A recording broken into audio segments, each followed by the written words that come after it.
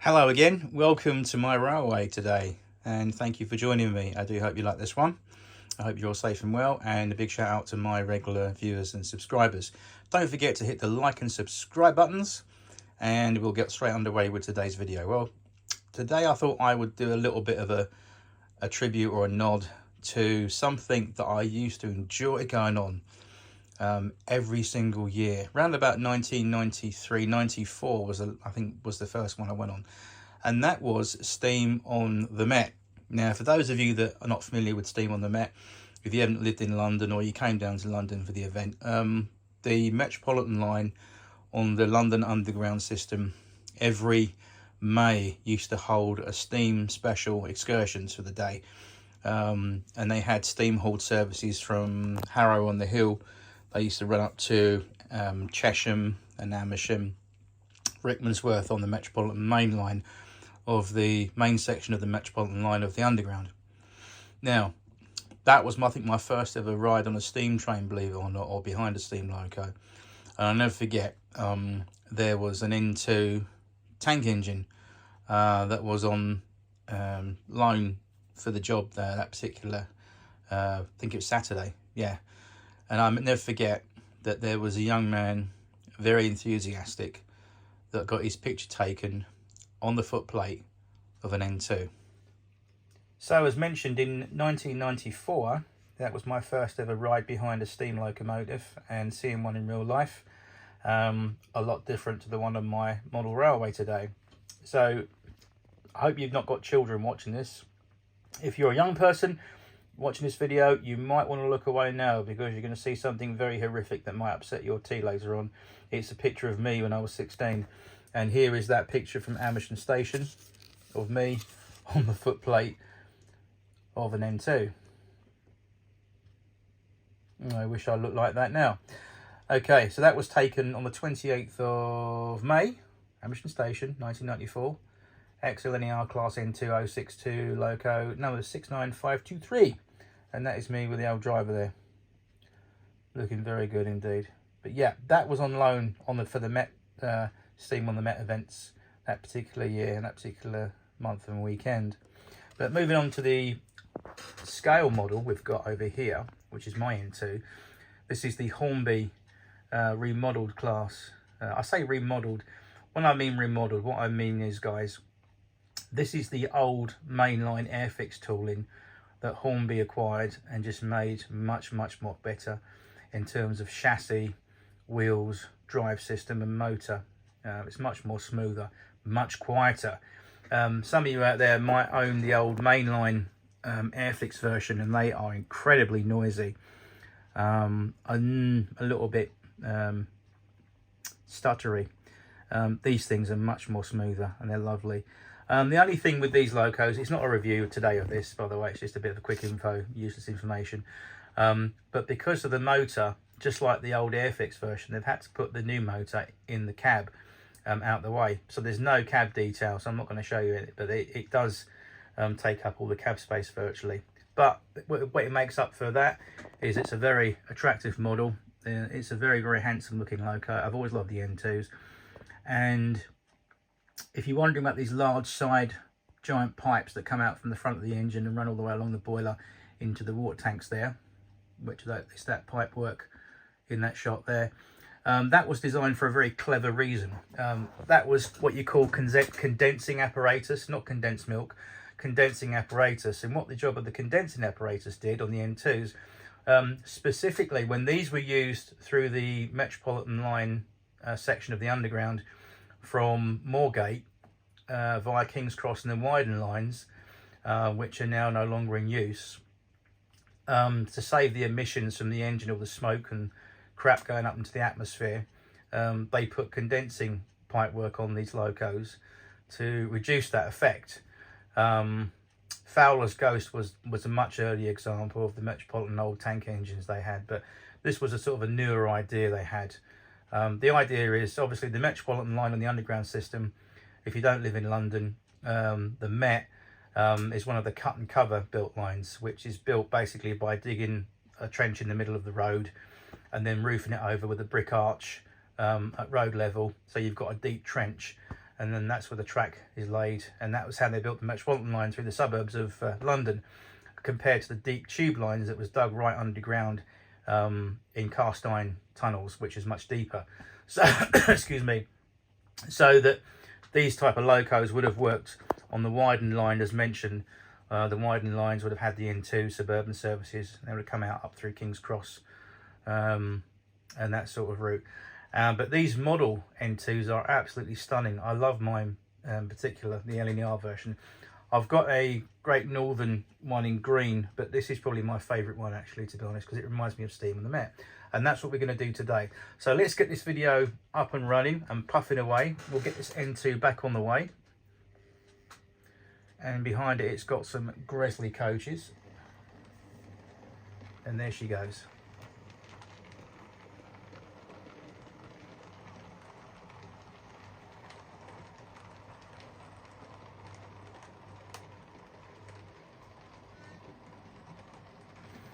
And then I think what we'll do, we'll bring out on track number 1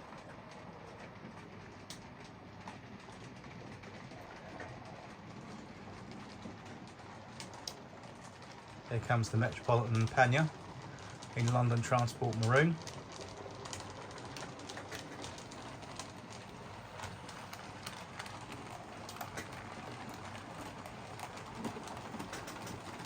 And then behind it is Metropolitan Loco number 20 on the back.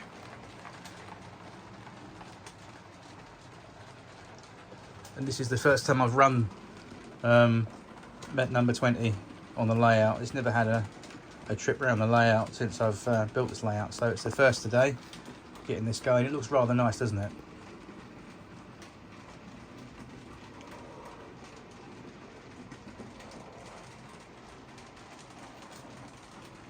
Isn't that lovely?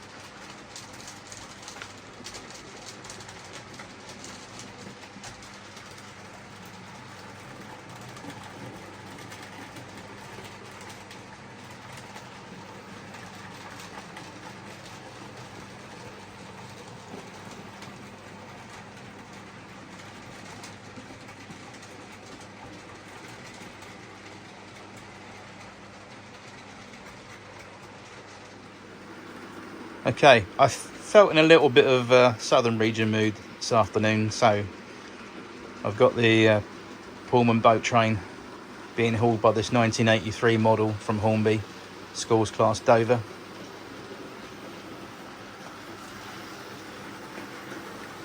Complete with parcels van on the front and a nice little rake of Pullmans behind it. And on track 2 we've got a 1979 Margate made model. It's a Class 29 diesel Bobo loco with some vans behind that.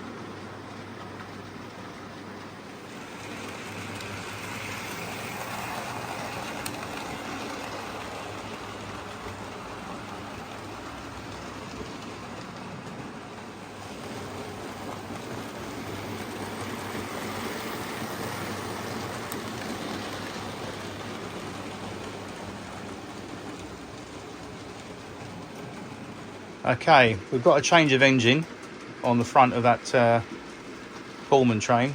We've got a Britannia. Oh, we've got the finest of the finest on the front here. We've got William Shakespeare.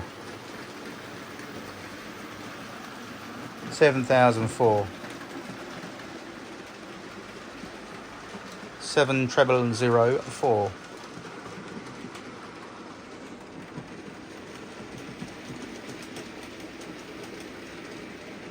I'd say that's one of my top 3 engines that I actually own in my collection is a Britannia, because it's a Stratford engine and Britannias are just the best.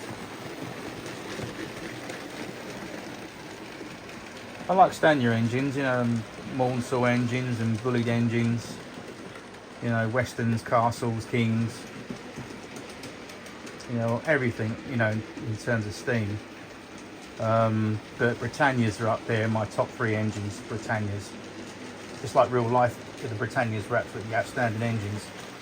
They could absolutely be flawless on the Liverpool Street to Norwich services during the 1950s when they were brought in, because they're only sort of relatively new engines in the 1950s. They were quite new engines. They weren't around as long as the Stanier engines and the Bullied engines in the Southern and the Midland Regions engines. But the Britannias, as you may or may not know, they're just an outstanding engine. I just hope they bring Oliver Cromwell one day back into steam.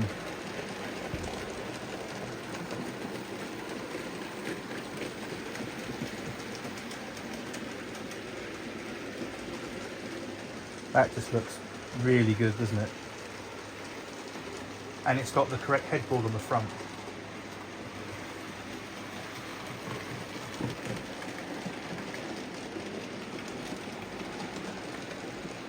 Yeah, that's brilliant.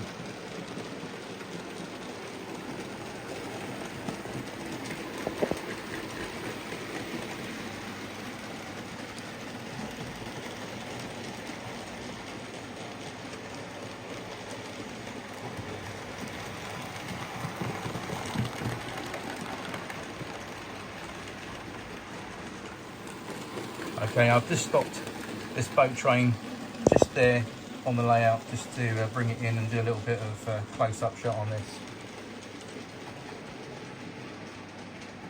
It's got the gold narrow emblem on the front with the French and UK flags.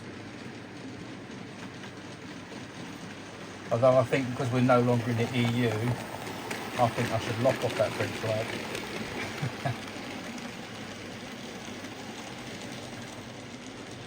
If you're watching from France, apologies, but that's the way it is. But yeah, that's an absolutely brilliant engine, and I was so happy to get that when I could.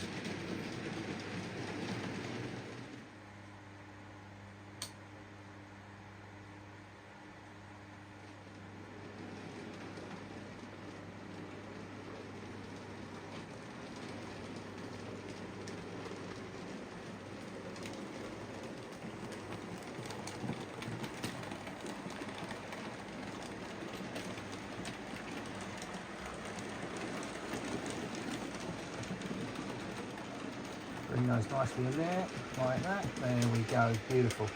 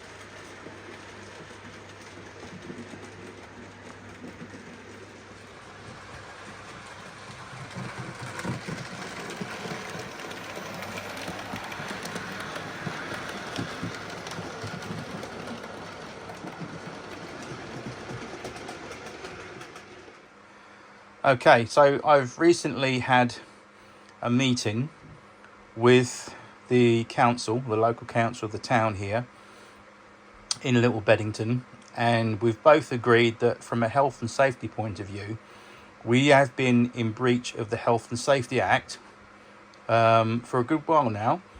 So we've been pressured by the local council, have pressured the railway to install a fence now by the Bell Pub Inn.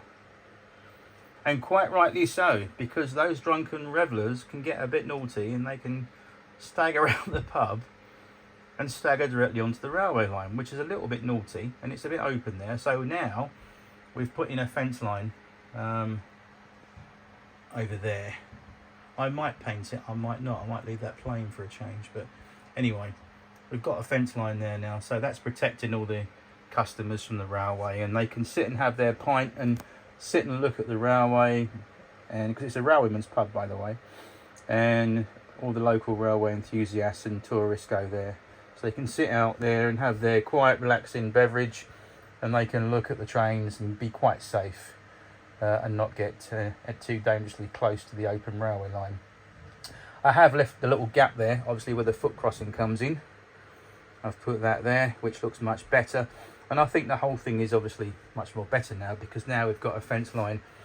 And I'm sure many of you who watch my videos regularly will say, oh, that's a bit dangerous, you've got an open railway line right next to a pub. That's asking for trouble. You're quite right. The only reason I didn't put one in, to be honest, I thought I didn't have enough clearance, but I just tested a couple of pieces of fence in, and with that train just gone past there earlier, the Pullman train, so we have plenty of clearance, so we've got permission now, and we've now put the fence line in proper. And as I said, I might leave it plain, I might paint it, but I think it looks nice because it actually matches the little bit of thatched roof there, or mimic thatch roof above the pub entrance door there.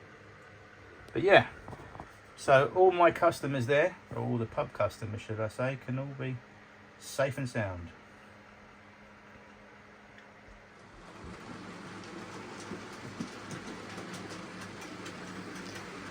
Okay, our running session wouldn't be a running session without our little bubble car friend, Daisy. Got to have Daisy out always.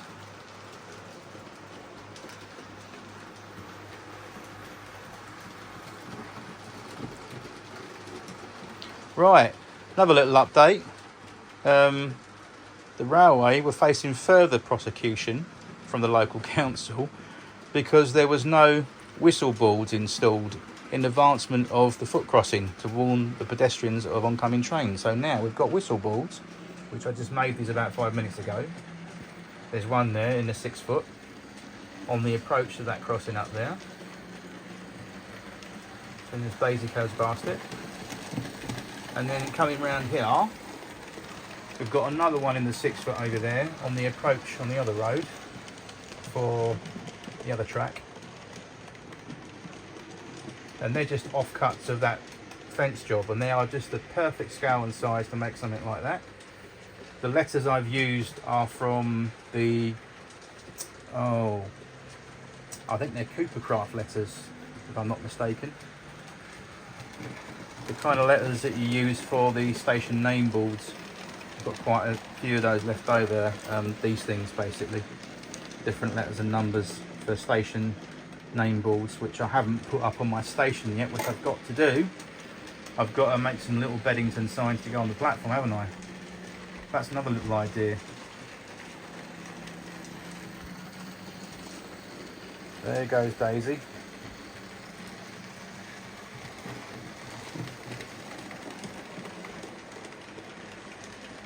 Right, well, we can't face prosecution now, can we, guys? Because we've got whistle boards up in advancement of the crossing. We've also got a safety fence to stop people staggering over their point or two onto the track. So there we go. I think we're covered. We've covered our rear end exercise there, I think, definitely. All is well. So if people decide to stagger out the pub blind drunk and get hit by a train on the foot crossing, now that's down to them. Because there's adequate safety fence on either side of the crossing. There's whistle boards in place. And there's a designated pathway across the track. How do I know these things? Well, like I said, I used to work on the railway for 19 years. And one of the last jobs I held on the railway was in the off-track department, which deals with foot crossings and anything to do with signage, level crossing, maintenance, fence, footpaths across the railway, signage, vegetation, everything like that I used to deal with maintaining. I'm not sure if I'm right. If there's any railwaymen watching my channel that currently work on the job, let me know, give me a shout out. But there used to be a rule in the old BR rule book back in the day that drivers were not allowed to sound their whistle or their horn between the hours of 2300, which is 11 p.m. at night, to 0700 the next morning, 7 in the morning. You couldn't whistle up between the hours of darkness, between 11 at night and 7 in the morning. And that was at whistle boards, at foot crossings, and so forth. And also they had a rule where if we go over here, again, useless information, that's what you get for working on the railway for 19 years, but when I worked on the job, there used to be a rule about these things, these warblers, these lights and alarms that you get in the modern day crossings. That's an AHB, automatic half barrier. On the auto barriers, you've got these flashing lights and these when there's a train coming. Well, they get turned off, I think, about 11 o'clock at night to stop the residents complaining about the noise. I think out in the sticks, I think they were left on, or they were on a timer. I'm not sure. They might have been on a timer, but I know in residential areas and where you had places of residence, you weren't allowed to have the alarms going at a certain time of night to the next time in the morning, obviously, because you get complaints. And one of my jobs when I first started on the railway as an RO2, I used to go out and make sure at the night time all the alarms were set on the timers and they were all muted and turned off, because people would phone up and complain at 11:30 at night. The bloody level crossing alarms are going off. Used to get a lot of complaints about that, actually. Certain level crossings, until we found a way to put it on a time and just switch it off and mute it. Me personally, it's there for a purpose. To visibly warn you and audibly warn you. That's what it does, to protect you from trains when you're going across a level crossing and there's one on. So that's the job of it. But some people don't obey the rules, and that's another video about level crossings. Don't get me started. There goes Daisy again. There's a Britannia. Look at that. What a beast. What a beauty engine. Going all the way to Norwich. I've been to Norwich many times. It's quite a nice place.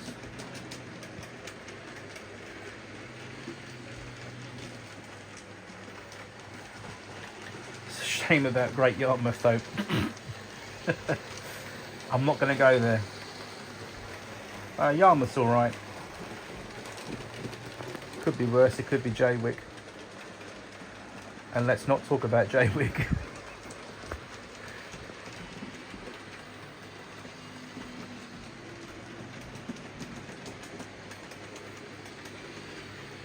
So this train here, this Britannia, it's got a British Railways parcel van and those Pullman coaches. Back in the day, that in the heyday of steam travel in the 1950s, you would have seen like the Harwich boat trains leave London Liverpool Street to Harwich Docks, and you would have had trains like that. Certainly out of London Waterloo as well. The trains to Southampton boat trains. That's a really sad thing, isn't it? That all the dockyard and trackside track that goes along Weymouth Quay down to where the ferry would go to catch the train service, where the boat trains would go. All that along, I think it's Connaught or Canute Road. I could be wrong. Forgive me if I've mispronounced it or I've got it wrong. But the railway that runs along in the middle of the street down Weymouth, that originally for the boat trains, that's all gone now. Well, council ripped it all up. And no longer can you see the sight of people bumping cars out the way for a train to go down the middle of the road. There's some great cracking videos on YouTube, if you look for them, of its last operation. It's quite surreal, actually.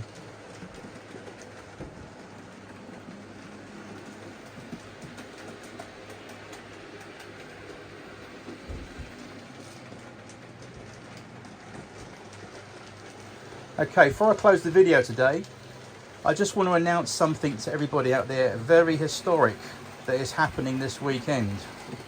And it should deserve a shout out because it's railway history. if it's railway history, I do try and mention it, or it should be recognised.